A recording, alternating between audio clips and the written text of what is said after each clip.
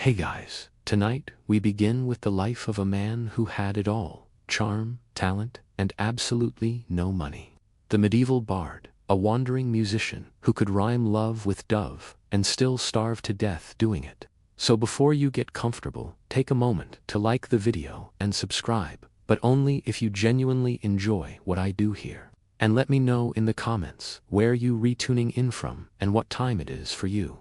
It's always fascinating to see who's joining us from around the world. You're born in a one-room hut that smells like boiled cabbage, goat, and generational regret. The year doesn't matter. It's medieval Europe, which means you'll be lucky to survive long enough to develop opinions. Your parents are peasants, which is medieval for background characters, and your only inheritance is chronic back pain and a strong tolerance for disappointment. You, however, are special.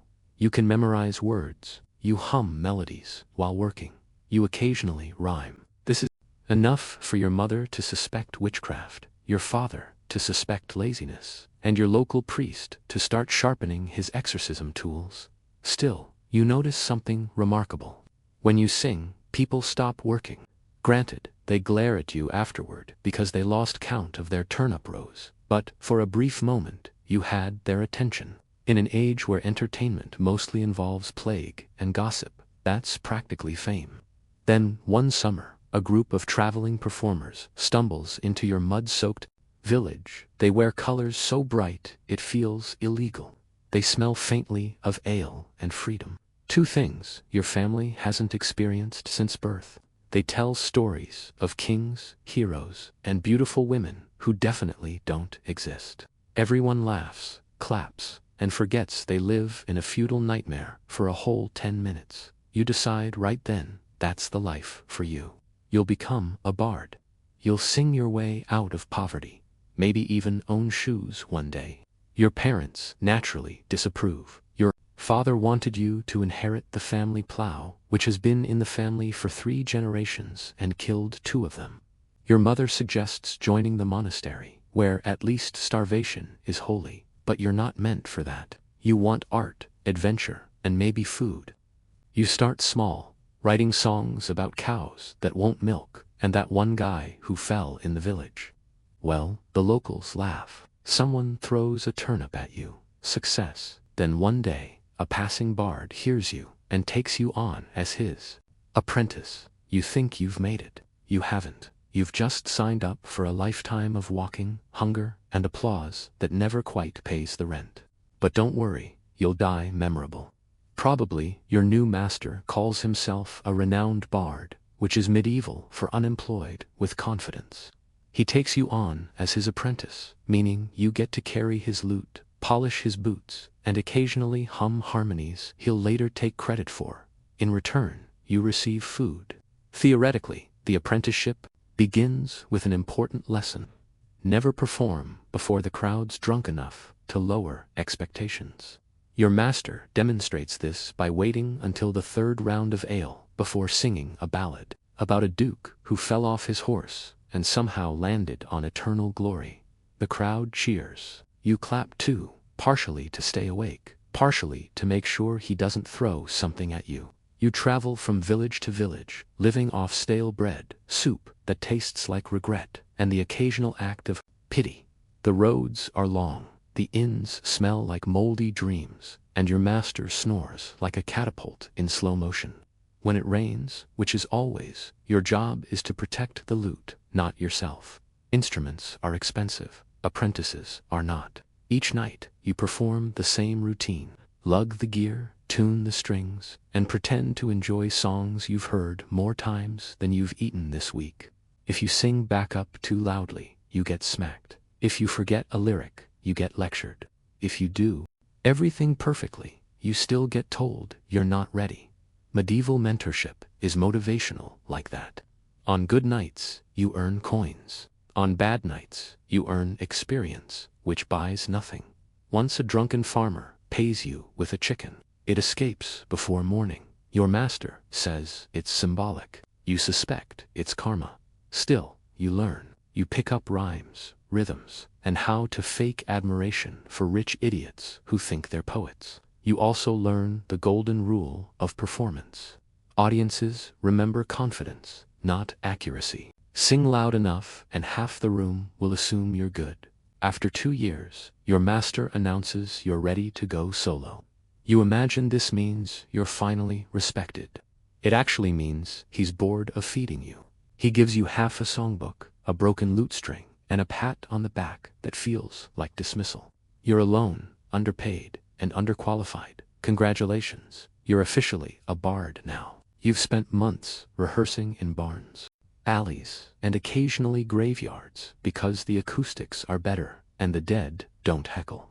Now, at last, you're ready to perform on your own. Your venue, a tavern that smells like smoke, sweat, and the ghosts of spilled ale. Your audience, drunk peasants who think rhythm is a type of disease. You step onto a rickety table that's technically your stage. It cacks under your weight like it's considering early retirement. The crowd is loud, red-faced, and dangerously armed with mugs. You clear your throat. Someone yells, "Don't ruin the mood," which is optimistic because there isn't one. You begin your song, a cheerful little ballad about a knight who wins a tournament and a maiden who immediately regrets meeting him. You've spent weeks memorizing it, crafting the verses, and imagining the applause. 2 lines in, someone burps in perfect time with your chorus. By the 3rd verse, a man in the corner starts shouting requests for a song you don't know, something about goats. Still, you press on because quitting mid-performance is unprofessional and possibly fatal. You smile through heckling, dodge a thrown crust of bread, and try not to inhale too deeply because the tavern's air is 70% smoke and 30% regret.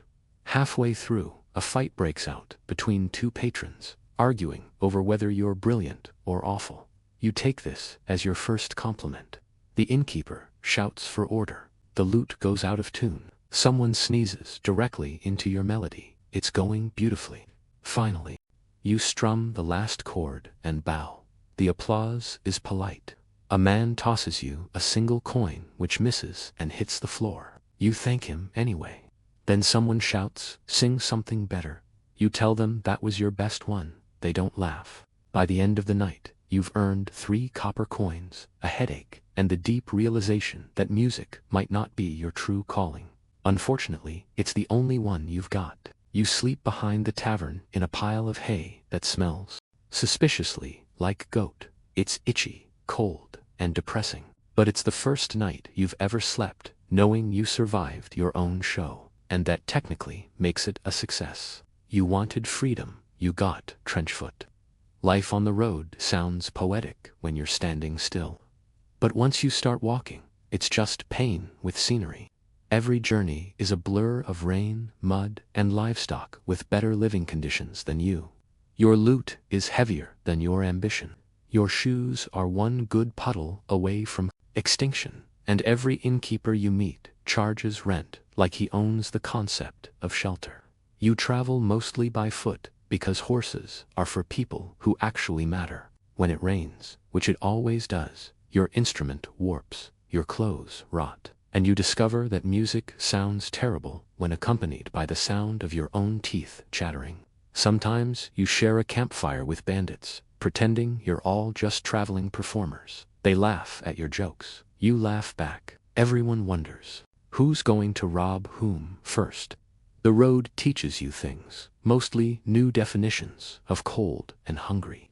You learn to play softer when wolves are near and louder when peasants are drunk enough to throw coins. You also learn that sleeping under a wagon is marginally safer than in it, because wagons attract drunks and drunks attract vomit. You start losing track of seasons. Summer feels like a wet towel, winter feels like punishment, and spring is just allergy season with swords. But you keep walking because you've convinced yourself that the next town will be better. It won't. The next town smells the same, looks the same, and probably has the same guy throwing things at musicians. Sometimes people are kind. A widow gives you soup, a shepherd offers bread. A child asks you to sing something happy, which is awkward because you don't know any. Happiness doesn't rhyme well with starvation.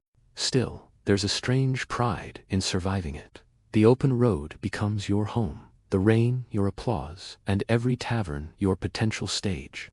You stop dreaming of fame and start dreaming of dry socks. At night, you lie awake, staring at a sky full of stars and the faint illusion of purpose. You tell yourself you're part of a grand tradition of storytellers, not just another peasant with a glorified stick. Then it starts raining again, and you realize you chose this life on purpose, and that's the truly depressing part. You finally make it to a noble's castle, the dream destination of every bard who's ever been tired of sleeping next to livestock. From a distance, it looks majestic: towers, banners, torchlight. Up close, it smells like wet dogs and political tension. You approach the gate and introduce yourself as a humble musician. The guards laugh. One pats you down, finds nothing worth stealing, and waves you through out of pity. Inside, servants rush, nobles gossip, and you try to look important while clutching your lute like it's an emotional support instrument. The lord of the manor greets you, a round man with the self-esteem of a demigod. You bow so low, your back cracks, and he gestures for you to perform. No pressure. If he likes you, you might get a bed and some bread. If he doesn't, you'll get tossed out faster than last week's gesture. You start your song, a gentle ballad about his glorious lineage, which you made up entirely. You rhyme valor with splendor, justice with lustrous, and hope he's too drunk to notice. He beams, his guests clap politely, and you exhale for the first time in 3 verses. Success. Then someone requests another song, this time about his military victory. You don't know the details, but you know how these stories go. He won, even if he technically didn't. You make him sound like a legend. The truth is, he probably tripped over a horse and got lucky. But that's your job, to turn mediocrity into myth. Every noble wants to hear how brave they were, how pure their wives are, and how much the peasants adore them. It's like working for medieval propaganda with a better wardrobe. Afterward, he rewards you generously. By medieval standards, meaning a loaf of bread and permission to sleep indoors. His wife compliments your voice. His daughter asks if you know any love songs. His guards look like they want to kill you for both. You leave the next morning, pockets light, but ego inflated. You survived the court of flattery. You told lies. They paid you, and nobody executed you for blasphemy. That's not just a victory, that's a career highlight. You learn quickly that truth doesn't pay bills, but flattery might buy dinner. Nobles don't want facts, they want echo chambers with rhythm. So you study the delicate art of lying beautifully. Your training ground feasts. Picture 40 sweaty men in armor, a table covered in roasted animals, and you standing in the corner trying to rhyme heroic with heltesis. You sing, they chew loudly, and halfway through your verse, someone burps in F. Nobody notices. The goal isn't perfection, it's survival. Every patron is a fragile ecosystem of vanity. One lord wants to be compared to a lion, another to a falcon, another to a mighty river. You try to keep track, but occasionally mix them up. The lion lord doesn't appreciate being called swift and bird-like. And the falcon lord doesn't love being described as large, hairy, and prone to roaring. You escape with your lute intact, barely. You learn to study faces, like a gambler studies cards. Compliment the right noble at the right time, and you might get a coin. Compliment his wife too enthusiastically, and you might get thrown out a window. It's a delicate balance between art and unemployment. Eventually, you start recycling lines. Every king is wise beyond measure. Every lady is the moon incarnate, and every night is God's personal headache. Nobody catches on. Nobles don't talk to each other much, and those who do are too busy being flattered themselves to care. Your songs grow grander, your lies bolder.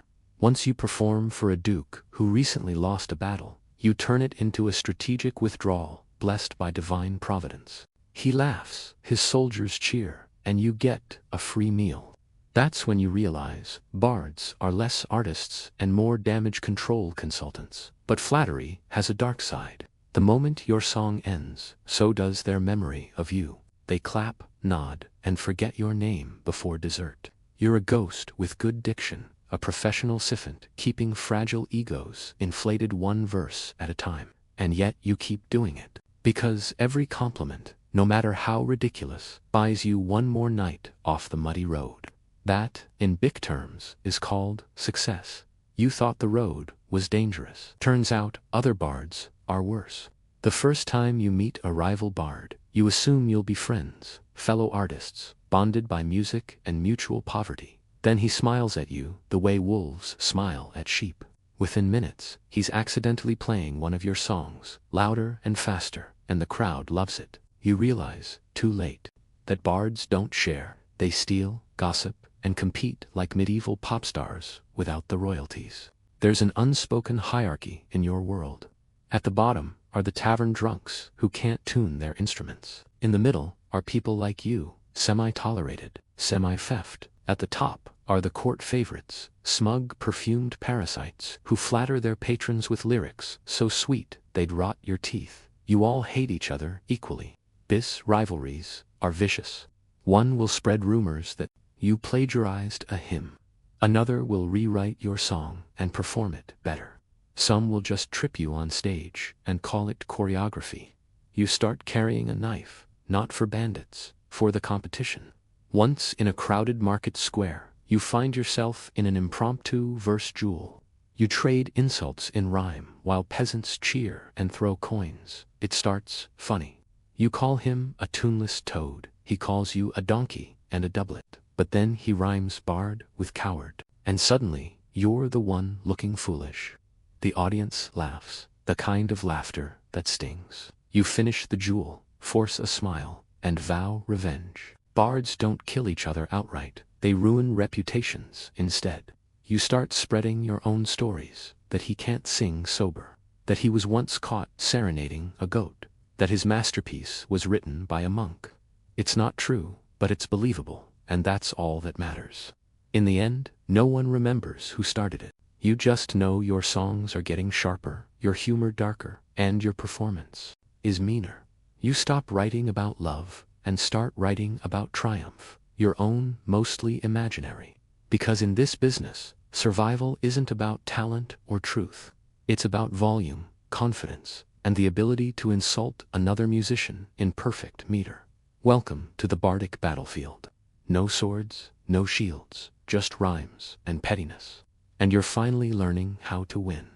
After too many bruised egos and one particularly bad rhyme duel, you decide to return to the people, the honest, hard-working peasants who appreciate real music. At least that's what you tell yourself. In truth, no noble wants to feed you, and taverns are the only places left that don't require background checks or deodorant. You arrive in a muddy village square where the smell alone could write its own ballad. Chickens wander freely. A dog sleeps next to a cartwheel. A crowd gathers slowly. Farmers, wives, children, and one man who may or may not be dead, but still has a better posture than you. You begin your performance. You sing about harvests, lost love, and kings they'll never meet. They don't care about kings, but they like the bit about beer. You exaggerate your gestures, throw in a wink, and end with a dramatic flourish that earns you silence. Then an old woman claps. Once someone else follows. Then a child shouts, "Sing the one about the farting monk." Ah, yes, the classics. You oblige because you're an artist, but also because you'd like to eat. Laughter erupts. Coins start falling, small, dirty, and beautiful. You bow. For a moment you feel like a legend. Then a man throws a cabbage. You're not sure if it's an insult or dinner, but you take it either way. Performing for peasants has its perks. They're honest, they pay in food, and they rarely execute you for bad metaphors, but they're also unpredictable. One night they cheer, the next they boo because you made fun of the miller's wife, who happens to own the only working oven in town. You learn to read the crowd fast, which is easy because most of them can't read at all between songs. You swap gossip for bread, tell jokes for ale, and charm your way into barns for the night. It's not glamorous, but it's real. These people don't pretend. They don't care about titles or lineage. They just want to laugh before life crushes them again at sunrise. You realize something strange. For all the mud, smell, and poverty, This is the first time your songs actually matter. And it only took total career failure to get here. You'd think the church would love music. Angels have harps, after all. But you're not an angel, and your songs don't praise God nearly enough for their taste. The church has a complicated relationship with joy. If it makes people smile, it's suspicious. If it makes them dance, it's sinful. If it makes them forget about their taxes, it's heresy. Your trouble begins when you perform a harmless love song in front of a local priest. It's about a knight and a maiden, tasteful, wholesome, barely one innuendo. He glares at you like you've just kissed the Virgin Mary. Afterward, he declares your performance morally corrupt and bans you from performing within 5 miles of the chapel. That's half the village. You're flattered. Your art has reach. Soon, you learn to censor yourself. The trick is to make every song sound holy while keeping the meaning as filthy as possible. You start slipping double entendres into psalms, songs that make peasants giggle and priests squint. When questioned, you claim it's symbolic. They hate that word. Still, you can't avoid the church entirely. Monks run the inns, priests bless the fairs, and bishops own half the land you sing on. You play for them when you must. Solemn hymns about repentance, sorrow, and how everyone's going to hell except the guy paying you. They nod approvingly, unaware that you've stolen half your melody from a tavern drinking song. Once a friar invites you to a monastery for a spiritual retreat. Translation: free labor. You spend 3 weeks copying hymns, scrubbing floors, and pretending to find inner peace.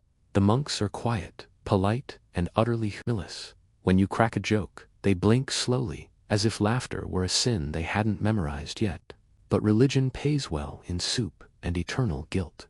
You survive by keeping your songs vague. Love could mean divine devotion. Wine could symbolize holy joy. That girl in the red dress is obviously the Virgin Mary, if anyone asks. Eventually, you're invited to leave the monastery kindly, firmly, and before anyone notices their missing wine jug. You thank them, bow, and wander off. You've learned something important. The church forgives all sins, except originality. And that's one you commit daily. Winter arrives, like an unwanted encore. Long, cold, and impossible to avoid. The roads freeze, the inns fill up, and your lute strings snap faster than your optimism. You re-stuck in a nowhere village with a handful of peasants who think entertainment means watching soup boil. You'd leave, but snowdrifts now count as natural fortifications. Your first challenge is survival. You trade songs for shelter, though shelter usually means sharing a barn with animals who have a better diet than you. You play lullabies to cows and call it a concert. They're your kindest audience yet. Quiet, warm, and mercifully unarmed. Food becomes your second religion. You'd praise any god who sends bread. You perform at weddings, funerals, and whatever passes for festivals in winter, mostly drinking. Peasants pay you in leftovers, which you accept gratefully and immediately regret eating. You once perform for a family of 7 just to earn half a bowl of turnips, stew, and a place by the fire. They fall asleep halfway through your second verse, which honestly is your best review all season. Evenings are the worst. The cold creeps into your bones like unpaid rent. You tell yourself stories to stay awake. Tales of grand courts, roaring laughter, and feasts that don't end with someone sneezing into the gravy. You remember every tavern, every face, every time someone said, "You'll be famous one day." Maybe they were right. Maybe you'll freeze into a perfectly preserved example of the dangers of artistic ambition. Sometimes the locals beg for songs about spring. You oblige, though your voice cracks and your fingers ache too much to strum properly. They listen, eyes wide, imagining green fields and sunlight while the wind howls outside. For a few minutes, you almost believe your own lyrics. Then someone coughs, the fire sputters, and the illusion melts. You start to wonder if you'll make it to spring, but then you think about quitting and realize there's nothing else you can do. You can't plow, fight, or pray for a living. All you have is music, so you keep singing, not because it helps, but because it's the only sound that reminds you you're still alive. Spring finally comes, and with it, nobles rediscover their favorite hobby, wasting everyone's time. You're summoned to perform for a duke, a man so wealthy his tableware is made of silver, and his morals are made of fog. His messenger describes him as a great patron of the arts, which in your experience means he doesn't pay on time. You arrive at his hall after 3 days of travel and 2 emotional breakdowns. The place is enormous, marble floors, banners, servants who look better fed than you've ever been. The Duke greets you with a smile that could curdle milk and says, "Sing something uplifting."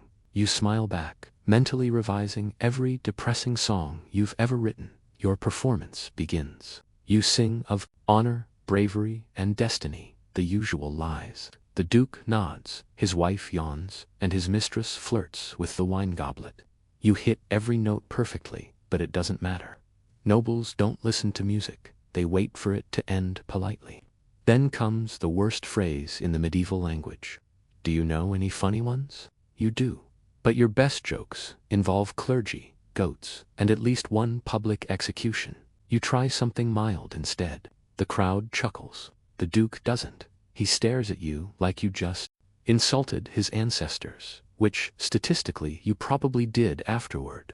He compliments your spirited effort and rewards you with a coin that Espen dropped so many times it no longer has a face. His wife insists you write her a love song, and his mistress offers you wine for inspiration. His guards offer you directions to the exit. You spend the night in the servants' quarters, composing lyrics you'll never perform. O noble lord, so round of waist, whose sense of humor hath no taste. You hum it softly until the chambermaid starts laughing and nearly loses her job. At dawn, you're politely asked to leave the estate, the Duke's reason. We prefer music that offends fewer people, which, given your track record, leaves about 3 songs total. You walk away with an empty stomach, a bruised ego, and a new understanding of nobility, rich, powerful, and terminally allergic to entertainment. But at least the wine was good. Summer arrives, and with it comes the only thing more dangerous than winter starvation: public festivals. You hear rumors of a midsummer fair in a bustling town, music, food, and most importantly, paying audiences. You imagine glory, cheering crowds, generous nobles, maybe even clean water. You should know better by now. The fair is chaos. Jugglers, fire breathers, drunks, livestock, and pickpockets, all competing for attention. The air smells like sweat, roasted meat, and mild panic.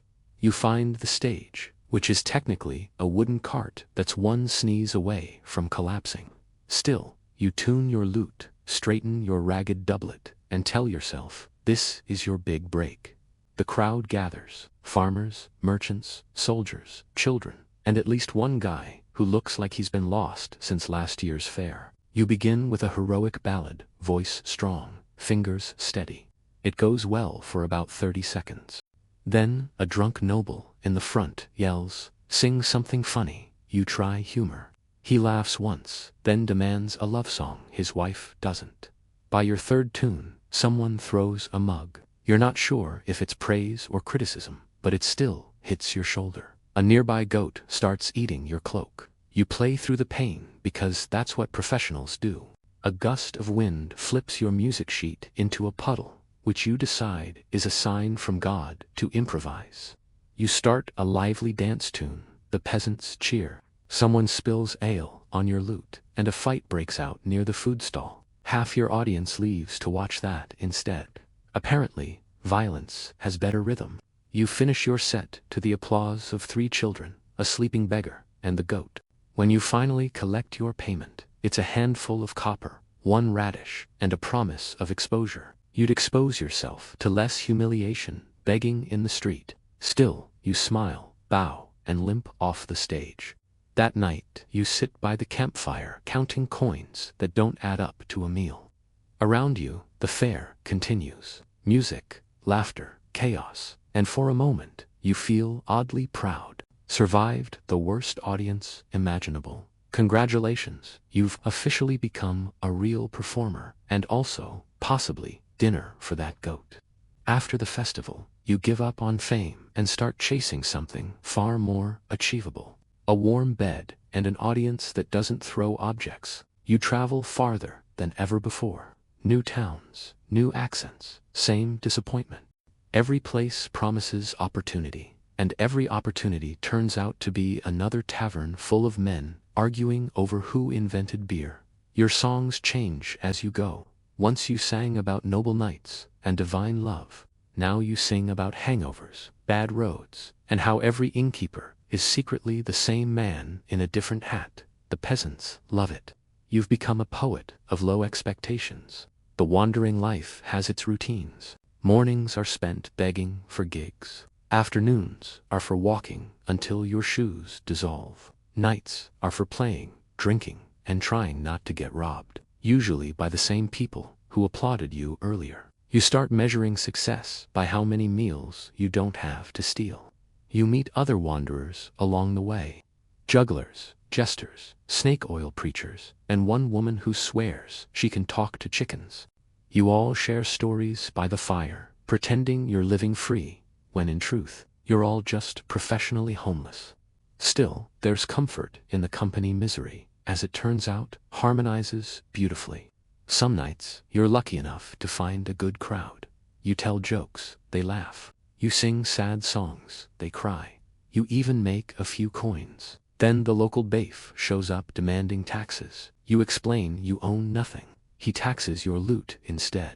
You consider crying, but he'd probably charge you for the performance. With time, you stop caring about reputation. You sing for whoever will listen. Lords, peasants, thieves, children. The words come easier now, stripped of flattery, full of truth. You're no longer chasing approval, you're chasing moments. The ones where the audience goes quiet, where the world feels still, and you remember why you ever started doing this. You'll never be rich, and you'll never be remembered. But in taverns, across the land, strangers hum your tunes, without knowing your name. That's something, isn't it? Then again, so is scurvy. Still, you keep walking, because the next village might be worse, but at least it'll be new. It happens slowly, like a badly tuned string giving way. One day, you wake up, and your fingers ache before you even touch the lute. Your voice cracks when you try to sing in the cold morning air. The world feels heavier, the road longer, the applause shorter. Somewhere along the line, your songs stopped being about dreams. They became about survival. You tell yourself you're just tired. Everyone gets tired, but you know better. You've seen what happens to old bards. They don't retire. They just fade out of the taverns, replaced by younger voices with fewer blisters and more teeth. You start wondering if people still hum your songs, or if they've already been stolen, rewritten, and improved. Probably the latter. You still perform, of course. You always perform, but now the taverns are smaller, the crowds thinner, and the tips more symbolic than monetary. Once you could fill a hall with laughter. Now you're lucky if anyone looks up from their ale. You begin recycling old verses because, frankly, no one remembers them the first time. One evening during a winter feast, your voice gives out mid-chorus. You cough, laugh it off, and keep strumming, but the sound feels foreign, like your own song doesn't recognize you anymore. The crowd keeps drinking, oblivious. You finish out of habit, bow out of pride, and leave out of necessity. That night, you sit alone by a dying fire, lute in your lap, breath visible in the freezing air. You try to remember your first performance, that terrified boy on a tavern table, singing off-key to a crowd that threw chicken bones. You envy him. He was naive, but at least he thought this life led somewhere. Now you know the truth. It doesn't, but it doesn't need to. You sang. You made strangers forget their misery for a few minutes. You turned hunger into humor, loneliness into rhythm. You existed loudly, and that's more than most peasants ever manage. You pluck one last note. It's flat, imperfect, human. You laugh, a rasping, ridiculous sound, and let it echo into the dark. When morning comes, the road will keep going, but you won't, and somewhere, someone will still be humming your tune. You're gone before anyone notices, which feels fitting. Bards don't die with fanfare, they just stop showing up. Someone else takes your place at the tavern, probably younger, louder, and significantly worse. But no one says it out loud. Life goes on, the ale keeps flowing, the songs keep playing. Weeks later, a traveler hums one of your tunes while crossing a river. He doesn't know who wrote it, nobody does, but it stays in his head. He sings it to a farmer, who sings it to his daughter, who hums it to her child while spinning wool. The melody twists, softens, survives. Centuries will pass before anyone writes your name down, and when they do, they'll spell it wrong. A monk will copy one of your verses into a book, claiming it came from anonymous. He'll get all the credit. He'll also ruin the rhythm. Still, your words will live, half forgotten, woven into ballads, sung by people who will never know your story. That's your true legacy, not fame, not fortune, but endurance. You were a ripple in a muddy pond that somehow reached the ocean. The nobility, you flattered our dust. The dukes who underpaid you are names on gravestones no one reads. The priests who called your songs sinful now have entire choirs dedicated to repeating the same melodies you once performed for bread. The peasants you sang for, they were your real audience. The laughter, the silence, the brief moments of joy carved out of endless labor that was your cathedral. And your sermons, ridiculous, heartfelt, human. Your lute will rot, your bones will turn to soil. But somewhere a stranger will still sing about a knight, or a fool, or a tavern, or the rain, and the rhythm will feel familiar. That's you echoing quietly through time. A life spent starving, freezing, and rhyming against the void, yet somehow leaving a mark deeper than most kings ever did. So yes, it sucked to be a medieval bard. You were poor, ignored, and constantly damp. But when the world forgot your face, it remembered your voice. And for someone who lived on applause and lies, that's not a bad afterlife. Before the clash of armies and the thunder of Roman legions, there was Carthage, a city that rose from the Phoenician seas and burned with the light of its own gods. Here, women were not merely shadows behind their husbands, but pillars of Punic life. They carried the rhythm of the city in their daily movements, as essential to Carthage as the scent of incense rising from the temple of Tanit. From birth, a Carthaginian girl was taught the art of balance between piety and pride, obedience and command. Her mother might have been a merchant's wife, managing an entire estate in her husband's absence, or a priestess, guiding ceremonies before the goddess. Unlike in Greece, where women's voices were confined to the household, in Carthage, women could own land, sign contracts, and oversee slaves and trade. They were the quiet architects of Punic wealth, practical, disciplined, and fiercely loyal to the city's gods. Every dawn, they would light the household altar to Tanit, the mother goddess, who guarded fertility, prosperity, and fate.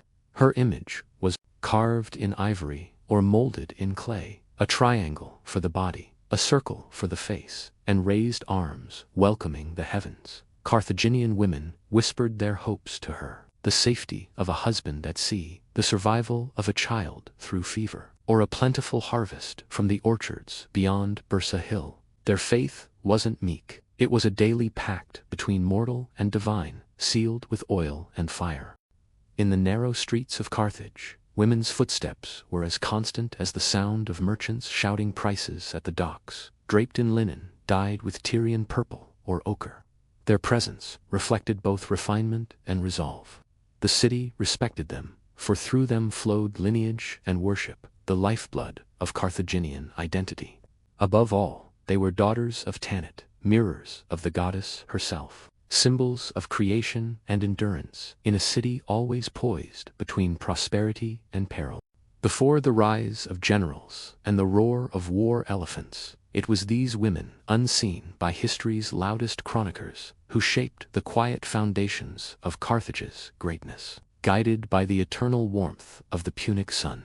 While Carthaginian men sailed off to trade tin from Iberia or gold from Africa, it was the women who ruled the home, and not in silence. In their absence, wives became sovereigns of their estates. They oversaw harvests, negotiated with merchants, and managed accounts recorded on wax tablets. A well-born Carthaginian woman was expected to run her household like a miniature kingdom, efficient, profitable, and utterly loyal to the city. Inside the walled courtyards of Punic homes, women directed servants, arranged marriages, and supervised the upbringing of children. Wealthy families lived in limestone villas with painted walls, colonnaded gardens, and flowing water channels brought by ingenious Punic engineers. The mistress of such a house had authority second only to the gods she worshipped. When her husband returned from a voyage, she could present ledgers of grain sales and olive exports as proof of her stewardship, and often her competence outshone his. The idea of the household was sacred, reflecting the divine order embodied by Tanit and Balhaman. Tanit gave fertility, but also wisdom in domestic management. To keep her favor, women performed monthly rites, burning incense, pouring oil, and offering cakes of honey and dates. The act was both economic and spiritual. The household and the temple mirrored one another, both ruled by women who maintained balance between chaos and order. Even among the lower classes, market women and artisans' wives commanded respect. They might not wear purple or gold, but their hands kept Carthage alive, spinning linen, preparing dyes, and bartering at dawn for fresh figs and fish. Their labor sustained the city's heartbeat as much as any soldier or statesman. Foreign visitors, often Greek or Roman, were bewildered by the sight of Carthaginian women conducting business in public or managing temples. To them, it seemed improper, even scandalous. Yet, in Carthage, it was simply custom. The Punic worldview saw no contradiction between femininity and authority. Within every home, a woman's domain was not confinement, but command. She was the keeper of wealth, lineage, and divine favor, a quiet queen ruling from behind stone walls. And when she prayed to Tanit for prosperity, she was not asking for blessings. She was claiming them, as was her right, beneath the blazing Carthaginian sun. Beyond the walls of their homes, many Carthaginian women held positions that transcended wealth. They served the goddess herself. The priestesses of Tanit were the spiritual heart of the city, guardians of its rituals, keepers of its sacred fire. Draped in white linen and veils, dyed faintly blue, they moved through the marble courtyards of the great temple like living embodiment of purity and authority. The cult of Tanit was not a passive one. These women presided over ceremonies that bound the city to its gods, rituals of birth, harvest, and protection. They offered incense and libations before the moon, believing that Tanit's favor ensured the safety of sailors and the fertility of the land. When the crescent appeared over the harbor, it was the priestesses who sang hymns from the temple terraces, voices rising above the city like smoke from sacred oil lamps. Their duties were both mystical and administrative. Priestesses oversaw temple property, managed its lands, and kept detailed records of offerings. They received tributes of gold, grain, and textiles, redistributing them to the poor or to maintain the sacred precincts. Acted as intermediaries between the divine and the civic, often advising magistrates on omens and auspicious days for trade or war. In a society built on contracts and commerce, their spiritual counsel carried real political weight. Initiation into Tanit service began. Young girls from noble families were chosen for their intellect and composure, trained in hymns, rituals, and sacred law. Some remained celibate, dedicated entirely to the goddess, while others married high-ranking men but continued to perform priestly duties. Their lives were not cloistered. Rather, they stood at the intersection of faith and power, visible reminders that Carthage's strength flowed from both divine and feminine sources. Outsiders, especially Greek visitors, were fascinated and often unsettled by these women who could command temples, interpret signs, and speak publicly in matters of faith.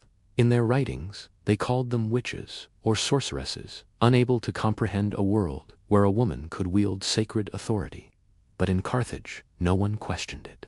The priestesses of Tanit were the voice of the goddess herself, serene, inscrutable, and eternal, guiding the fate of a city that rose and fell beneath her moonlit gaze. Carthaginian religion was not gentle, and neither were its rites. The women of Tanit's cult lived at the crossroads of life and death, guiding rituals that celebrated birth and mourned loss with equal reverence. Every ceremony carried the weight of both joy and fear, because in Carthage the gods gave life, but they could just as easily reclaim it. When a woman gave birth, the priestesses of Tanit were invoked first.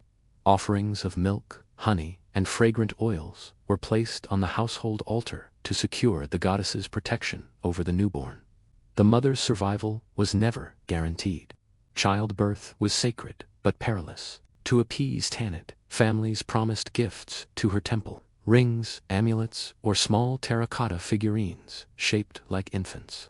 These objects filled the sanctuaries, silent witnesses to the city's dependence on divine mercy. Death, too, was woven into these rituals. When a child perished, the family turned again to Tanit. Some remains were buried in the Tophet, a vast open-air sanctuary where small urns containing ashes and bones were laid beneath stele carved with Tanit symbol: the triangle, the circle, the outstretched arms.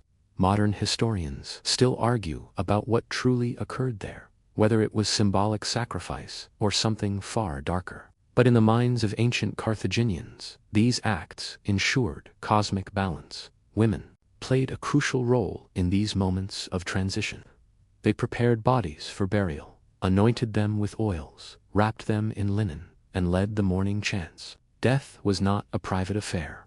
It was a communal acknowledgement of Tanit's power over destiny. The priestesses presided over these ceremonies with calm precision, their chants rhythmic, their gestures ancient. To outsiders, these rites seemed barbaric. Roman writers recoiled at the idea of infants offered to the gods, painting Carthage as monstrous. But to the Carthaginians themselves, such offerings were acts of devotion, not cruelty, the ultimate proof of faith. A mother who placed her child in Tanit's hands believed she was ensuring protection for her family, her city, her people. For Carthaginian women, life and death were not opposites, but partners in a divine rhythm. To live under Tanit's gaze was to accept both creation and destruction, and to find grace in the balance between them. Carthage was a city built on trade, and its women were fluent in the language of commerce. While men captained ships that vanished beyond the Pillars of Hercules, women managed what remained: warehouses, accounts, and sometimes even fleets. A merchant's wife was not a passive ornament. She was a business partner. If her husband died abroad, she took his place at the docks, overseeing contracts written in Punic script and sealed with red wax. Gold, silver, ivory, and glass passed through her hands. Carthaginian women invested in vineyards, pottery workshops, and textile production. Linen dyed in Tyrian purple, the symbol of Punic prestige, often came from looms managed entirely by women. In market districts, female traders were a familiar sight, haggling over olive oil prices, appraising ceramics, or trading perfume jars with Phoenician sailors. To the Greeks, it was shocking. To the Carthaginians, it was simply sensible economics. Even in households, financial skill was a virtue.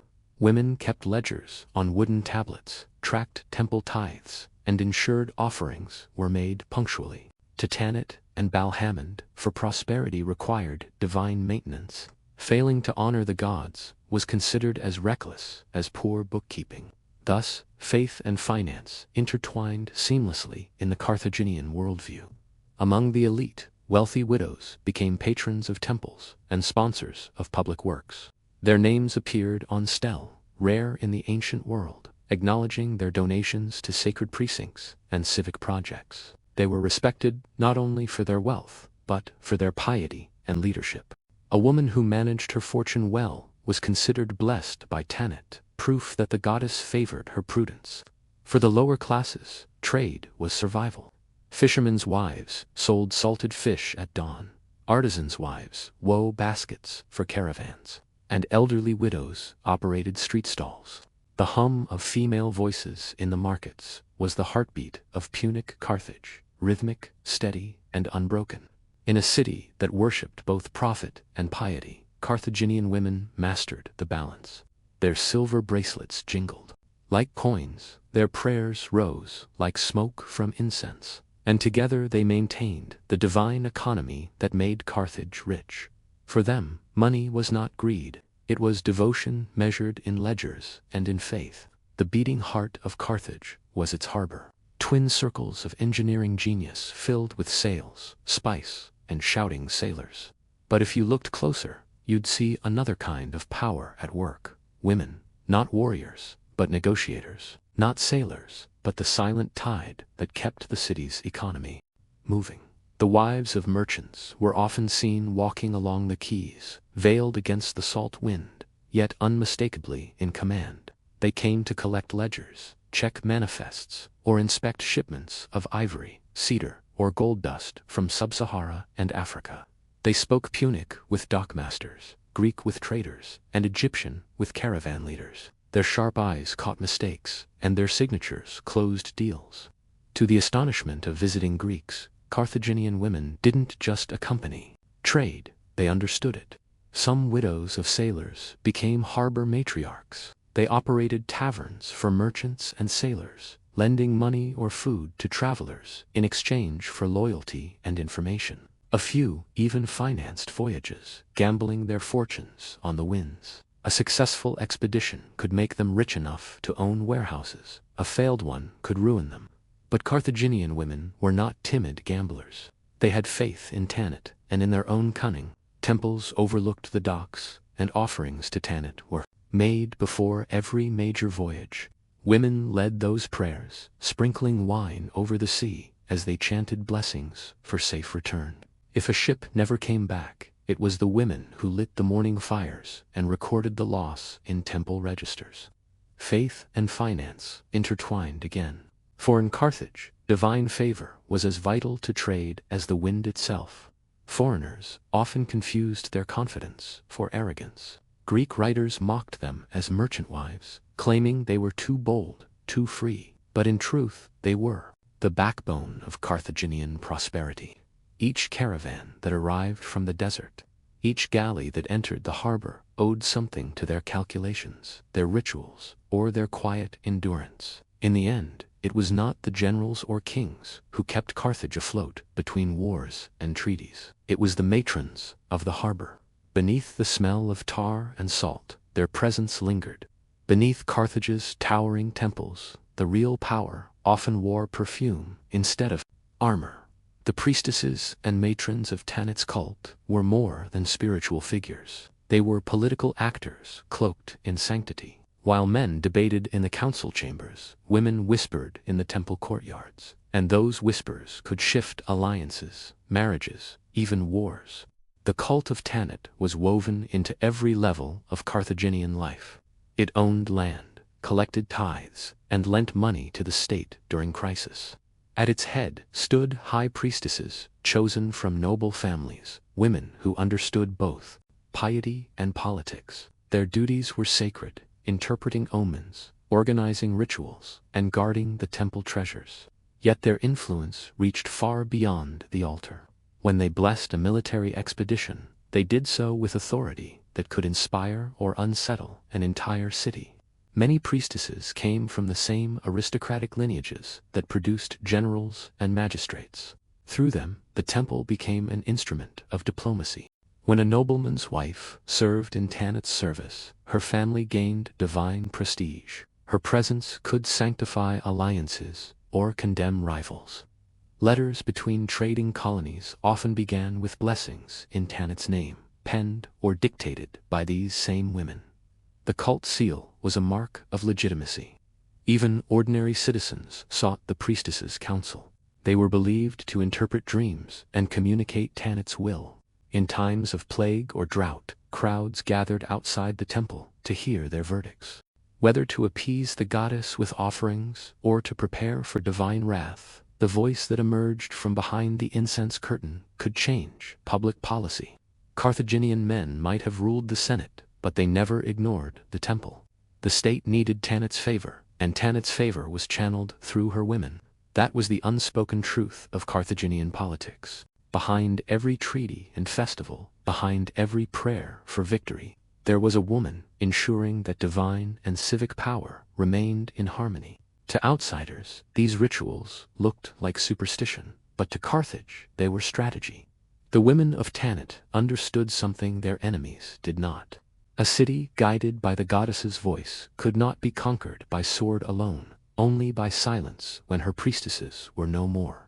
Carthaginian men went to war for empire, but they were raised by women, forged in discipline. The mothers of Carthage were both tender and relentless, for they lived in a city that worshipped strength as much as fertility. Every son was a potential soldier, every daughter a future keeper of Tanit's rights. It was said that Punic mothers did not cry when their sons went to battle. They only prayed that they would return victorious. Childhood in Carthage was an education in endurance. From an early age, boys were taught the virtues of silence, self-control, and devotion to the gods. Their mothers oversaw these lessons as strictly as any tutor. A lazy child could expect not indulgence, but correction. To raise a weak son was a dishonor, both to the family and to Tanit, who valued courage above comfort when war came, and it always did.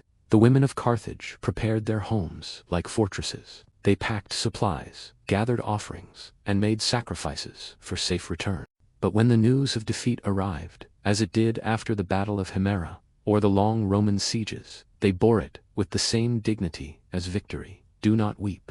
An ancient proverb recorded by Roman chroniclers declared, "Give thanks that he fought as a Carthaginian."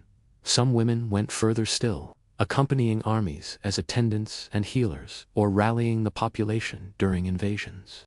When the Romans besieged the city in the final Punic War, it was the women who cut their hair to weave ropes for catapults and melted their jewelry for weaponry. The chronicler Ian wrote that they toiled beside slaves and soldiers alike, their fury a match for flame. The cult of Tanit blessed such defiance. To serve the goddess was to embody resilience, to birth, nurture, and if needed, to sacrifice for the greater good.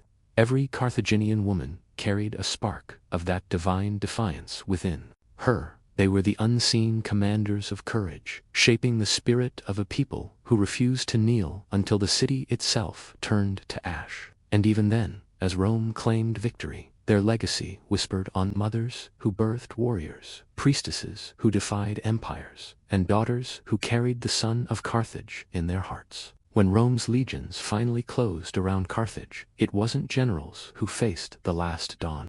It was the women. Their husbands were dead or away at sea, their sons too young or too wounded to fight. But the daughters of Tanit did not kneel. As the siege dragged on, they took up the roles once reserved for men.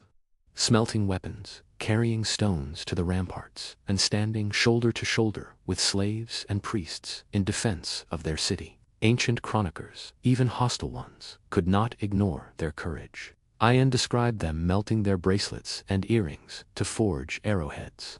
Others told of mothers who refused to flee, choosing instead to guard the temples where Tanit's fire still burned. Inside those sanctuaries, the priestesses prayed, their chants mingling with the distant thunder of Roman siege engines. The scent of incense and blood filled the air, an offering to the goddess of protection in the city's final hour. When the walls were breached, the battle turned to ritual. Women carried statues of Tanit through the burning streets, their robes soaked in ash and tears. They sang hymns not of surrender, but of remembrance, calling upon the goddess to preserve Carthage's spirit beyond ruin. Some set fire to the temples themselves, rather than see them defiled. Flames rose higher than the harbor towers, consuming marble and cedar, but also sanctifying them, transforming destruction into devotion.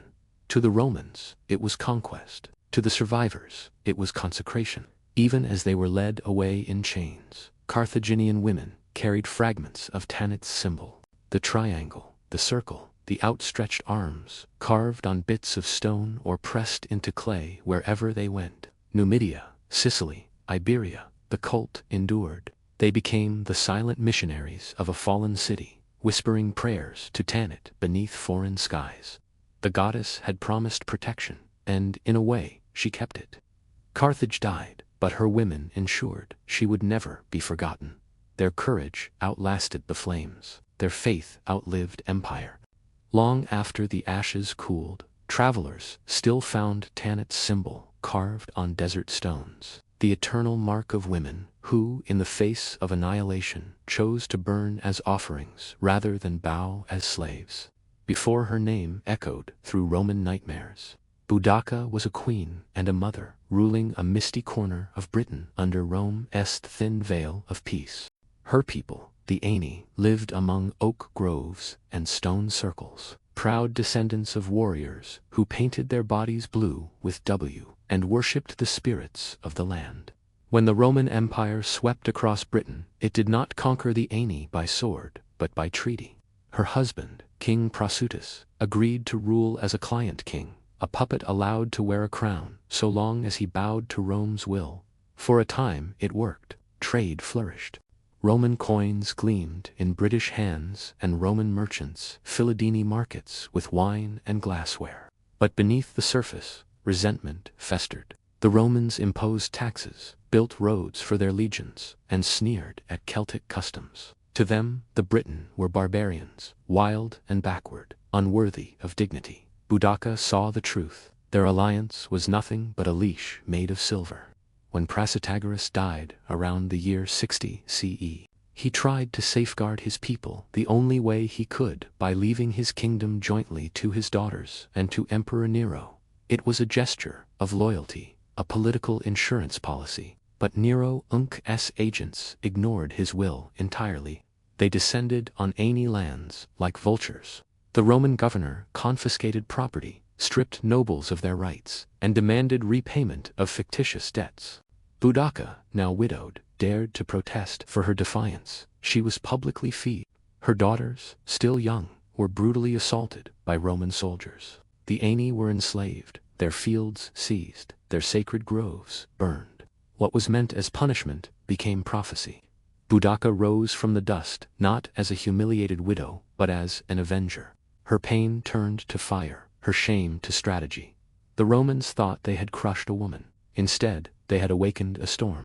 She gathered her people and called upon the neighboring tribes, the Trinantes, the Cornavi, and others, long oppressed. In secret councils beneath sacred oaks, she swore vengeance before the gods. The legions of Rome would pay in blood for every lash, every insult, every tear. Britain would burn, and she would lead the fire. Rome's arrogance was its undoing. Across the province of Britannia, resentment simmered like peat fire beneath wet soil, hidden but unstoppable once ignited.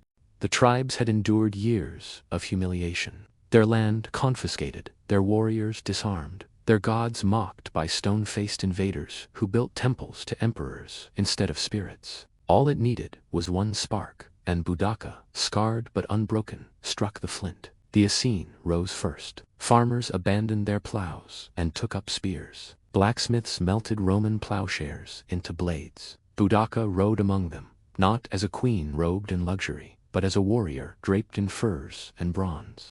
She raised her spear to the sky and called upon Andraste, the Celtic goddess of war. According to legend, she released a hair from her cloak before the first battle, a sacred omen, and when it ran toward the Romans' doom, her warriors roared in frenzy. Word spread swiftly. The neighboring Trinantes, long brutalized by the Roman colony at Camalunum, modern Colchester, joined her. So did the men and women of distant tribes who had suffered under Roman taxation and forced labor. The rebellion swelled like a tide.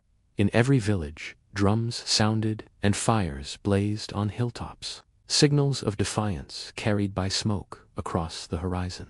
Meanwhile, Rome was unprepared. The governor, Gasonius Pinus, was far away campaigning in North Wales, crushing the Druids on the island of Mona. With the legions occupied, only a handful of officials remained to guard the Roman settlements in the east. They laughed off the reports of Celtic unrest. After all, what threat could a grieving woman pose to the most disciplined army on earth? Then came the first strike. Boudica led her army. Some estimate over 100,000 strong, straight to Camulodon, the symbol of Roman oppression. The town's colonists were veterans who had stolen tribal lands and built a temple to the deified Emperor Claudius. demanding the locals pay for its upkeep. To the Britons, it was not a temple. It was an insult carved in stone. When Boudicca's warriors descended upon it, the Romans had no walls, no reinforcements, and no mercy waiting for them. The rebellion had begun, and Britannia would never be the same again. The Roman colony of Camulodunum was the perfect target, bloated with arrogance and undefended. Built on stolen Iceni and Trinantian land, it was meant to showcase Rome's civilization to the barbarians. Paved streets, marble statues, and a grand temple dedicated to Emperor Claudius. To the Briton, it was a fortress of their humiliation. To Boudicca, it was the first name on her vengeance list. As dawn broke, the ground trembled with the march of thousands. Boudicca's army advanced through the fog, a living forest of spears and painted faces. The Roman veterans inside laughed at first. They had walls, they thought. They had discipline. What they didn't have was an army. For time, most of the garrison had been withdrawn to Wales, leaving behind aging soldiers and terrified colonists. Their cries for reinforcements went unanswered. When the Britons struck, they struck like thunder. The temple of Claudius became the Romans' last refuge, its marble columns blackened by fire. For 2 days, the defenders held out, praying for the legions to appear on the horizon. None came. Boudicca's warriors tore down the gates and stormed the sanctuary, slaughtering every survivor. Statues of emperors were toppled, their faces smashed, their bronze melted down to forge new weapons. The city's streets ran red. Camulodunum burned for days. The air filled with smoke and the scent of scorched cedar from Roman villas. The Briton razed everything, the forums, the baths, even the markets. To them, this was not mere revenge. It was purification. The land was being cleansed of Rome's arrogance, its foreign gods, its false order. When the flames finally died, nothing of Rome remained but ash and ruin. Messengers fled to Londinium, warning of the destruction. But their words carried more than panic. They carried a legend. The story of a woman who had defied Rome and won. Even Emperor Nero's officials trembled when they heard her name. The procurator Catus Decianus fled the province in disgrace, leaving the survivors to fend for themselves. For the first time, Rome's iron image cracked. A Celtic queen had turned an entire Roman city to dust, and her army, still chanting her name, was already marching toward the next Londinium would be next to burn. News of Camulodunum's fall spread faster than any Roman courier could ride. Smoke blackened the eastern sky, and panic swept through the province. The young city of Londinium, a bustling trading hub on the Thames, braced for what everyone now feared. Merchants packed their wares. Roman officials fled, and the civilians who stayed prayed that the legions would arrive before the red-haired queen did. They didn't. When Governor Suetonius Pinus finally heard of the uprising, he raced back from Wales with a single legion, far too few to face Boudicca's swelling host. Reached Londinium first, and surveyed its wooden streets and merchant stalls. He knew what was coming. To his officers, he gave a brutal order: abandon the city. It could not be defended. Those who stayed would die. They did. Boudicca's army descended upon Londinium like a storm from the north. Her warriors poured across the riverbanks, torches in hand, eyes painted black. The city was young, rich, and utterly unfortified, a symbol of Roman greed sprouting from stolen soil. Boudicca offered no quarter. Roman settlers, traders, slaves, all were swept away in the fury of her vengeance. The streets became rivers of flame. Archaeologists, centuries later, would find the scar of that day, a layer of red ash beneath London's modern streets, still known as the Boudiccan destruction horizon. Beneath it lay shattered pottery, charred beams, and the twisted remains of those who couldn't escape. To her warriors, the burning of Londinium was justice to Rome. It was terror. Reports reached Nero that an entire province might be lost. The empire that had crushed Gaul, Greece, and Egypt now trembled before a Celtic queen. Yet, in victory, Boudicca's rebellion grew heavier, called her people savages. The fires of rebellion were not yet done with Britain. The queen of the Aeni was still riding, and behind her, the island itself seemed to rise. After Londinium's ashes cooled, the rebellion's fury turned north, toward Verulamium. Modern-day St. Albans, a Romanized town built on the ruins of old tribal lands to Rome. It was a symbol of progress and civilization.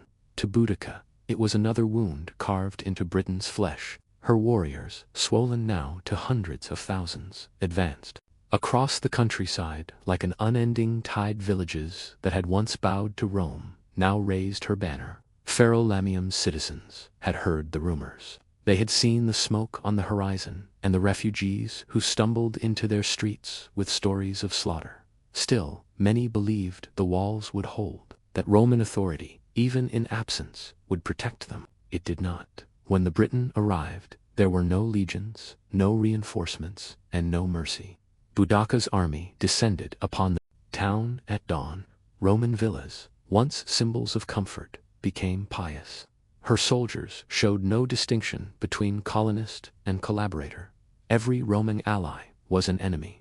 The fury that drove them was not blind chaos. It was generational rage. For decades, their families had been enslaved, their lands confiscated, their gods desecrated. Now, with their queen at the front, vengeance took form in fire. Flames engulfed the city. The sound of timber collapsing under heat mingled with the battle cries of warriors. Roman chronicles later called it a massacre, but to the Briton it was justice repaid in equal measure. The smoke rose high enough to be seen for miles, a signal to all tribes still hesitating. Rome could bleed. When word of Verulamium's fall reached Suetonius Paulinus, he finally grasped the scale of the catastrophe. 3 major settlements, Camulodunum, Londinium, and now Verulamium, had been erased. The death toll numbered in the tens of thousands. Nero's advisors whispered of abandoning Britain entirely. The empire, for all its power, had been brought to the brink by a single woman. But victory came at a cost. Boudica's vast army was now burdened by plunder, its ranks undisciplined, and its supplies strained. The rebellion's unity began to waver.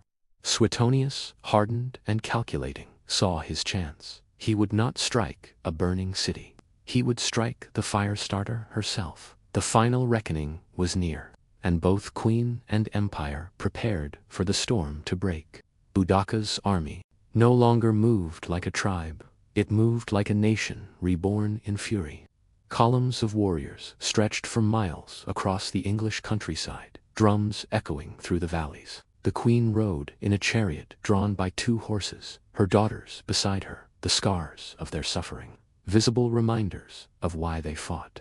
Her hair streamed like fire in the wind, her spear glittering like lightning under the gray British sky. To her followers, she was not merely human. She was Andrist's living incarnation. Yet, with every victory, her host grew harder to control.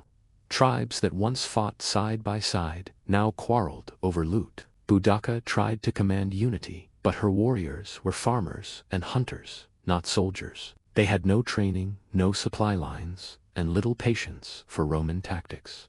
The countryside they marched through was stripped bare. Roman villas and temples lay in ashes, but the destruction left them with nothing to eat but what they could scavenge. Still, the queen pressed forward. Her momentum was her greatest weapon, and she knew Rome would soon strike back. Governor Suetonius Pinus had regrouped. From the ashes of defeat, he gathered what remained of the legions. Veterans of the campaigns in Wales, disciplined and furious. They numbered only 10,000. But they were soldiers, forged by Empire. Suetonius moved swiftly, marching through the ruins of the rebellion, determined to corner Boudica before her army could disperse.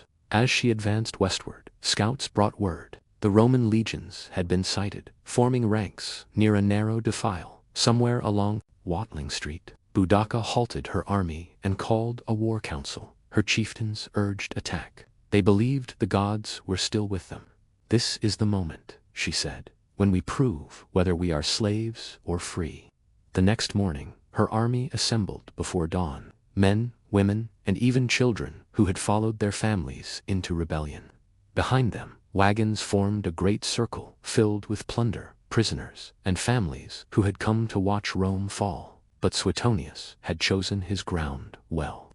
a narrow valley flanked by forest, with only one way in and none out. The queen's fury had brought her this far. The battle that awaited her would decide if her name would echo in victory or in vengeance. When dawn broke over the hills near Watling Street, the air was thick with mist and with destiny. Before her, Boudicca saw the narrow valley where the Romans had chosen to make their stand. To her it looked like a trap. To Suetonius Pinus it was salvation. His legions were outnumbered 20-1, yet his discipline was iron, his position perfect.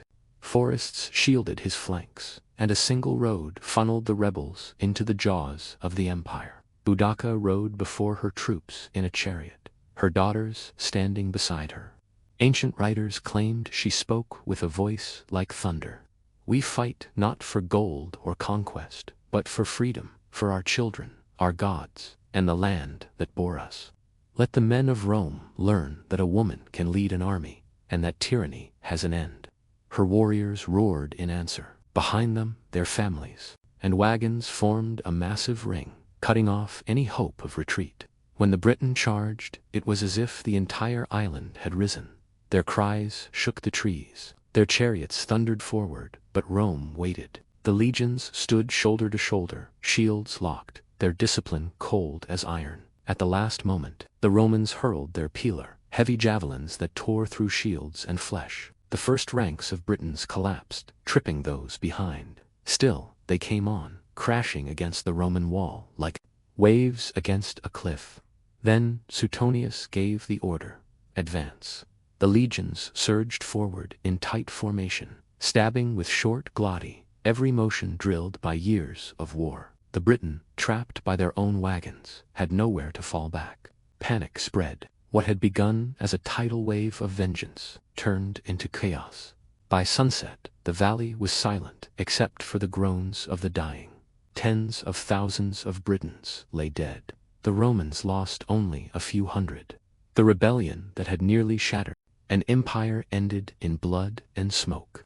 No one knows what became of Boudicca. Some say she poisoned herself rather than be taken captive. Others claim she vanished into the forests, her spirit forever haunting the mists of Britain. The queen who dared to defy Rome and became legend. The battlefield at Watling Street was a graveyard of broken spears and silence. The smell of iron and smoke hung over the valley where dreams of freedom had died. The Romans, methodical even in victory, buried their dead and burned. The rest, to them, it was a triumph. Order restored, rebellion crushed. To the Briton, it was a wound that would never heal. Boudicca herself was nowhere to be found. Some said she poisoned herself, refusing to be paraded through Rome in chains like a trophy. Others whispered she fled into the forests, vanishing into legend. Her daughters, too, disappeared from the record, their fates left to the mists. The Romans didn't bother to record her burial. For them, the rebellion was over. But for her people, the queen became a ghost that never stopped riding. Governor Suetonius Pinus, ruthless in his victory, continued to punish the tribes. His soldiers ravaged the countryside, slaughtering anyone suspected of aiding the revolt. Entire villages were burned, and the survivors enslaved. The same fields that had once grown barley and oats for Boudicca's army now grew wild and untended, haunted by memory. Even Emperor Nero, hearing of the devastation, considered withdrawing from Britain altogether. The cost of empire, he realized, was higher than gold could measure. Yet, in defeat, Boudicca achieved what no warrior before her had. She forced Rome to hesitate. For the first time, the empire questioned whether its reach had grown too far. In the years that followed, Roman governors ruled Britain with newfound caution. They rebuilt roads and cities, yes, but they also built statues of local deities, honoring Celtic gods they had once mocked. Fear had taught them respect. Among the tribes, songs replaced swords. Bards sang of the flame-haired queen who rose from humiliation to challenge the world's greatest power. Her story spread from campfires to chronicles, growing with every telling. She was no longer just a woman or a warrior. She was an idea. Even Rome, centuries later, could not erase her name. The empire she defied has long turned to dust. But the legend of Boudica, the queen who dared to fight Rome, still burns, fierce and unbowed, in the heart of history. The flames of Boudica's rebellion eventually died, but her legend refused to. Rome may have won the battle, but they could not erase the memory of the woman who had shaken their empire to its core. In the years following the uprising, the Romans rebuilt their towns, paving new roads over the bones of the fallen. Yet every soldier stationed in Britain remembered her name, the queen who made even Emperor Nero tremble. For the tribes, Boudica became more than a queen. She became a symbol of freedom, vengeance, and unyielding defiance. Around fires on misty nights, storytellers spoke of her hair like flame and her eyes like storm clouds, of the day she rose against the conquerors and nearly broke their iron rule. To her people, she had not died. She had ascended, a warrior spirit, forever watching over the green hills of Britain. Roman chroniclers, though enemies, could not help but immortalize her. Tacitus wrote of her courage and eloquence. Cassius Dio painted her as both terrifying and majestic, even in their words meant to warn others. She emerged as something more than mortal, a living contradiction, brutal and noble, fierce and just. The conquerors had made her a martyr, and martyrs never fade. Centuries later, as Rome's power decayed, Boudica's story endured in whispers and manuscripts, resurfacing whenever tyranny returned to Britain during the Renaissance. She re-emerged in art and poetry, not as a relic of barbarism, but as the first mother of British freedom. When the Victorians rediscovered her, she was reborn as an icon of empire. The irony lost on those who once ruled, as Rome had. Today, a bronze statue of Boudica stands by the Thames, her chariot drawn by rearing horses, spear lifted high. Tourists walk past it, unaware that beneath their feet lies the very ash layer, the Boudican destruction horizon, marking where she burned London to the ground. Her rebellion failed, but her message did not. She proved that even the mightiest empire could be shaken by the will of one woman.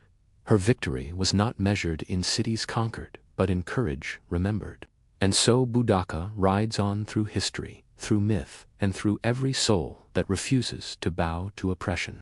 Before the borders of kingdoms and empires, the highlands of Dardania stood as a world unto themselves, a landscape of stone ridges, deep valleys, and silver rivers cutting through what is now Kosovo and northern Albania. Here the Aryan tribes lived close to the earth and sky, their lives shaped by the rhythm of the mountains. Winters were long and fierce, but spring brought a transformation. The thawing of rivers, the blooming of mountain flowers, and with it the call to gather. The Dardanians were not a single tribe, but a brotherhood of many clans, shepherds, hunters, and warriors, bound by shared ancestry and language. Though each tribe had its own chieftain and customs, once a year they became one people. From all directions, families and warriors journeyed to the great gathering fields, high plateaus surrounded by forests and sacred stones. For them, this was more than a celebration. It was a renewal of unity, an offering to the gods who guarded fertility, war, and the harvest. As the festival approached, the valleys came alive. Herds of cattle and goats were driven toward the meeting ground. Women carried baskets filled with barley, cheese, and honey, while men hoisted a fermented drink. Smoke from distant hearths began to merge into a single column over the horizon, the sign that Dardania was awakening. At the heart of it all stood the altar of the gods. Offerings were made to Dipur, the Aryan sky father, and to Prend, the goddess of love and fertility. Priestesses lit the first flames of the sacred fire, a signal that the festival had begun. Around them, warriors painted their faces with ochre and ash, preparing for contests of strength, while elders recited ancient verses passed down through generations. For a few days, the rivalries of the tribes vanished. Spears were set aside, trade was conducted freely, and laughter echoed through the hills. Music filled the air, drums, flutes, and stringed lyres made from goats in yew. Each note a reminder that the Dardanians celebrated not only survival, but the joy of being alive. In this mountain cradle, surrounded by gods and kin, the spirit of Dardania burned bright, fierce, and eternal. As the first warmth of spring swept across the valleys, messengers rode through the highlands to announce the festival's coming. Horns sounded from hilltops, echoing from one settlement to the next, carrying the same message. The time of gathering had come. The Dardanian tribes, scattered across the rugged terrain of what is now Kosovo and northern Albania, began their great migration toward the sacred meeting grounds. Families packed their wagons with barley bread, smoked meat, and armory of wine. Warriors polished their bronze weapons until they gleamed in the sunlight, not for war, but for pride. From every valley, clan banners fluttered in the wind, woven with symbols of wolves, eagles, and serpents, each representing an ancient bloodline. It was a sight that turned the mountain passes into rivers of color and song.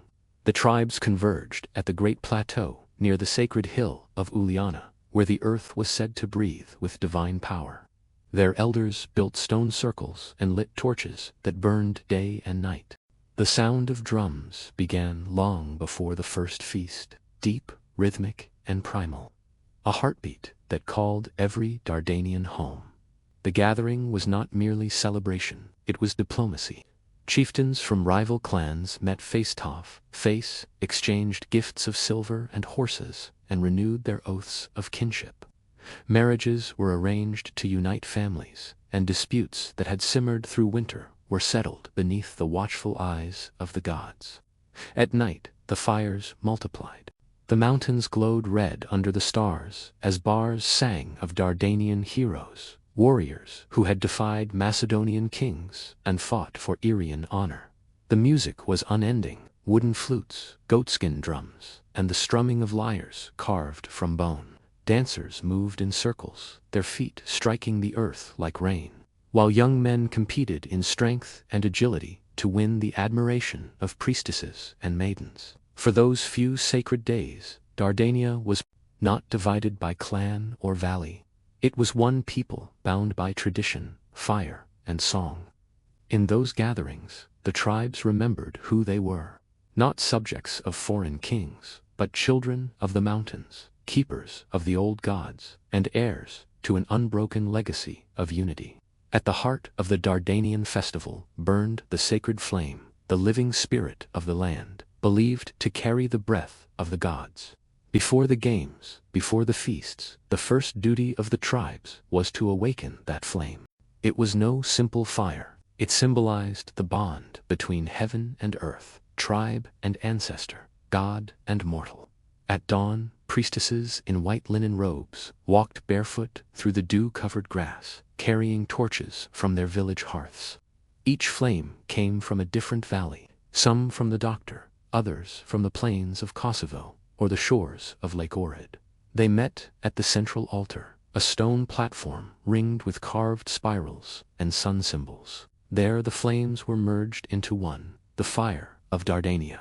The lighting of the flame was the most solemn moment of the entire gathering. Silence fell over the thousands who watched as the torches touched. Smoke rose in spiraling columns, drifting toward the sky like prayers. The high priestess, usually an elder woman from a royal bloodline, raised her hands and called upon the gods. Depper, lord of the sky, and Preen, goddess of fertility and love. She spoke words older than memory, blessings for the herds, the fields, and the warriors who would soon test their strength. Once the sacred fire blazed high, the silence broke. Horns sounded from the hills, and the people erupted into song. Each tribe took turns offering gifts, milk, honey, barley, and wine. Animals were led forward for sacrifice, sheep, goats, or doves chosen for purity. Their blood consecrated the ground, binding the tribes in shared faith. Throughout the festival, this flame was never allowed to die. Young women took turns keeping watch through the night, feeding it with resin and oak branches. To let it fade was to insult the gods, a curse that would bring famine and disease. When the gathering ended, the fire was divided again. Each clan carried a portion home in clay lamps, ensuring that every village in Dardania shared the same divine light. The sacred flame was more than ritual. it was identity. It reminded every Dardanian that no matter how distant their valleys, they all burned from the same eternal source. Once the sacred flame was lit, the time of feasting began, a celebration as ancient as the mountains themselves. Food was not merely sustenance here. It was a sacred act, a symbol of abundance and gratitude to the gods. Every clan contributed from their stores. Smoked lamb wrapped in aromatic herbs, flatbreads baked on stone, honey cakes, and amphu of dark Irian wine that shimmered crimson in the firelight. At the center of the great camp stood long wooden tables carved with tribal symbols. The elders were seated first, followed by chieftains, warriors, and finally the youth. It was a social order reflected in every bowl passed and every toast raised. Before the first bite, the high priestess poured wine upon the ground as an offering to the ancestors, a silent tribute to those who had feasted before them and watched from the stars above.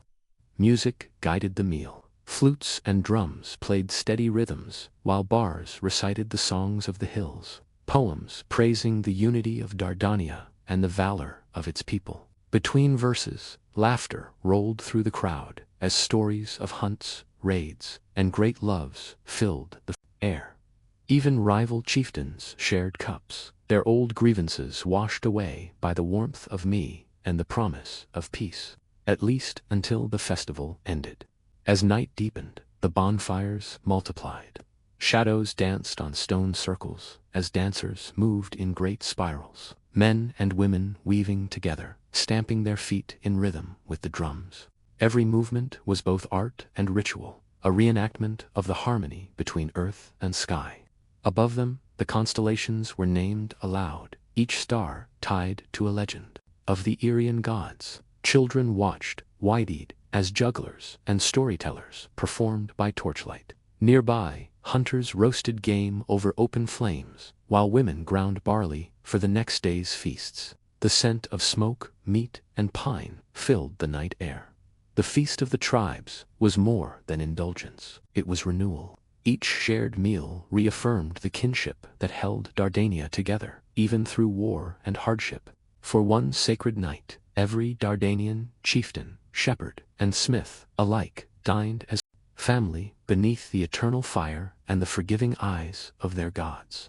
When the feasting ended, the fires burned lower, and the songs turned to chants. It was time for the games. The Dardanian festivals were not complete without the contests that tested the body, spirit, and pride of the tribes. These were no idle spectacles. They were sacred rituals meant to honor the gods of strength, fertility, and war. At dawn, the chieftains gathered their warriors in the open fields below the sacred hill. The drums began again, slow, steady, beats that grew faster as the crowd gathered. The air buzzed with energy. Banners waved in the wind as the high priest raised a torch and declared the games open in the name of Inj, the Irian god of thunder and valor.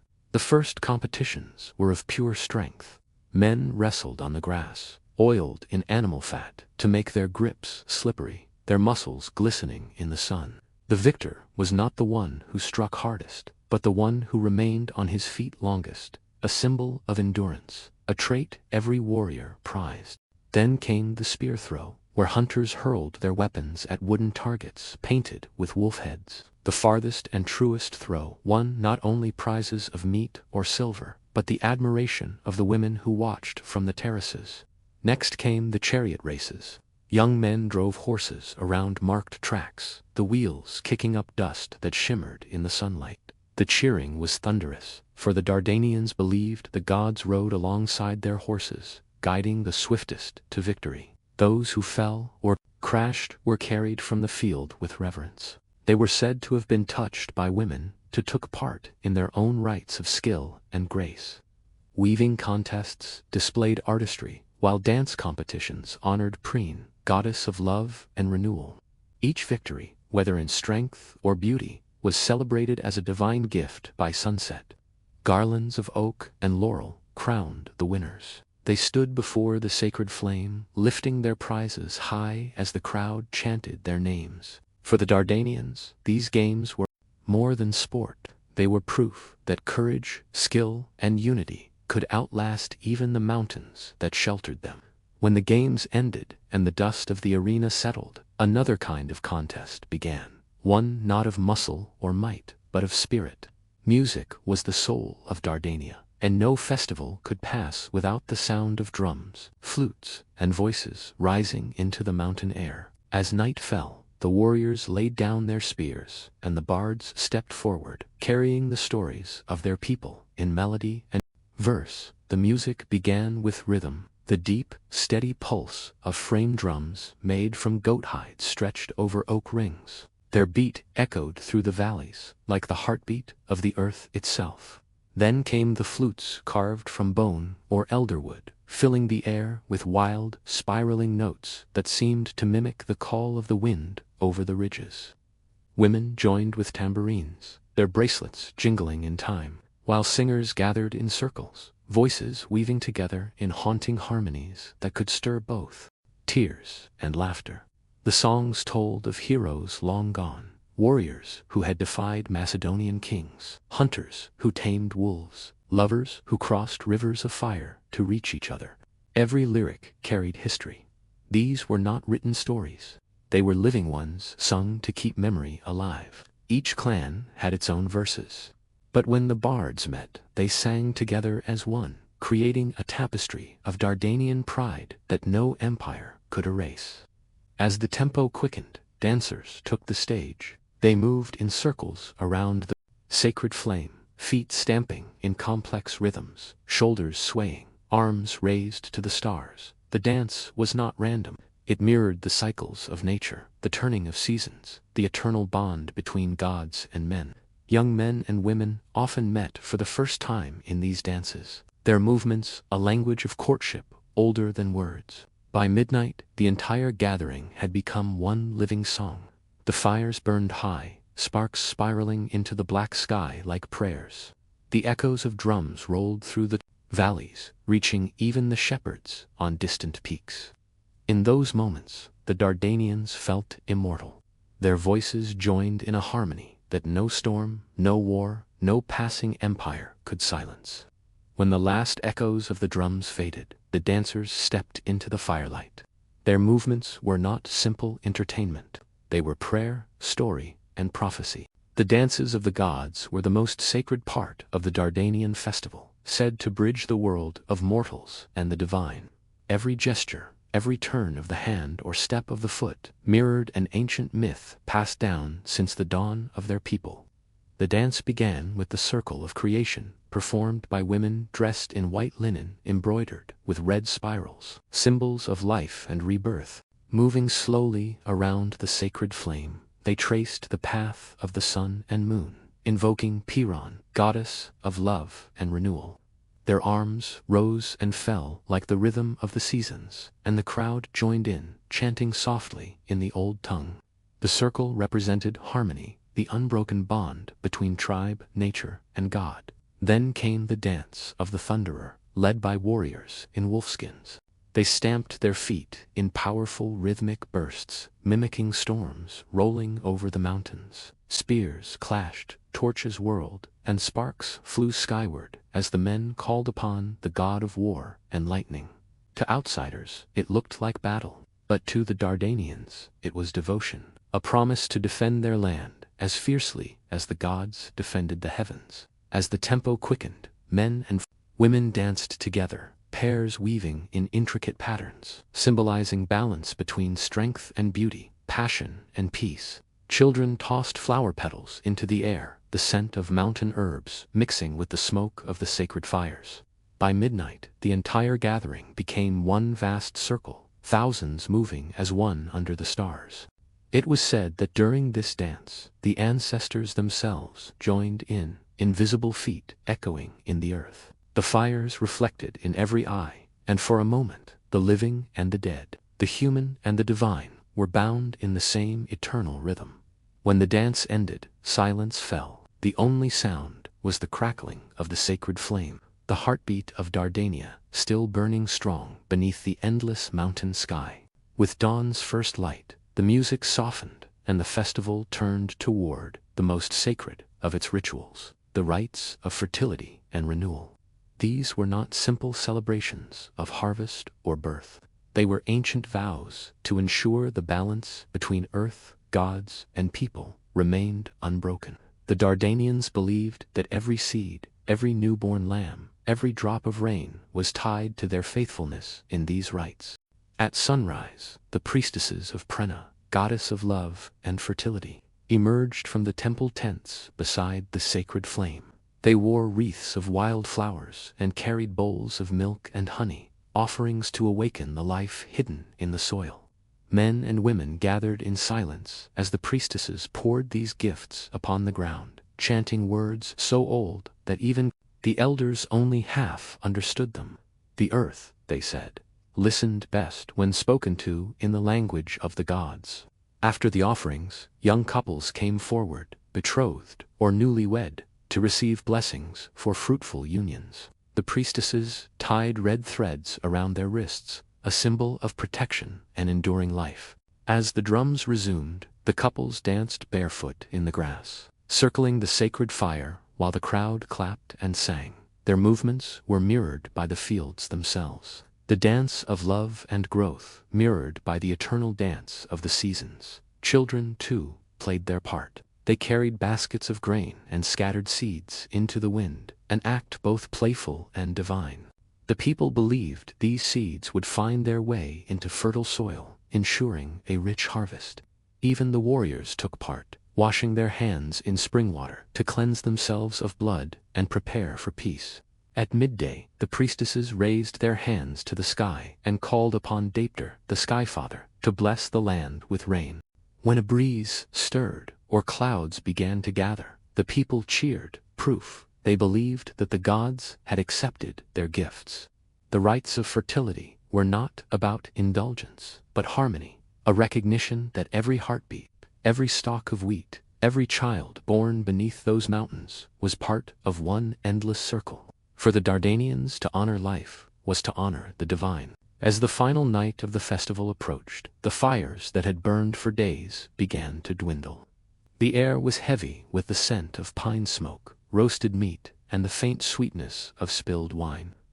It was time for the farewell to the flame, the closing rite that marked the end of celebration and the return to daily life. Yet, it was not a moment of sorrow. For the Dardanians, this ending was also a renewal, a promise that the gods' fire would live on within every home, every hearth, every heart. Before dawn, the high priestess approached the sacred fire that had been kept alive since the first day. Around her stood the tribal elders, their cloaks lined with wolf fur, and bronze clasps gleaming in the light. The priestess raised her staff, carved with spirals, symbols of eternity, and spoke to the crowd. She thanked Dapper for his strength, Friend for her blessings, and Eng for the courage that bound the tribes together.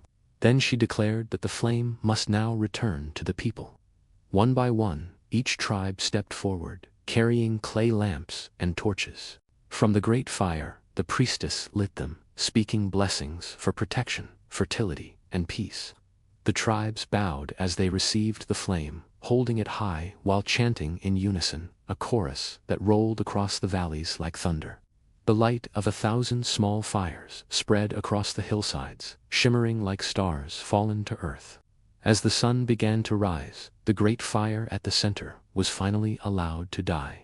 The priestesses covered it with earth and flowers, sealing its ashes beneath stones engraved with ancient runes. The people wept, but not in grief. They wept because the moment was sacred. What had united them under one sky would now live within each household across Dardania.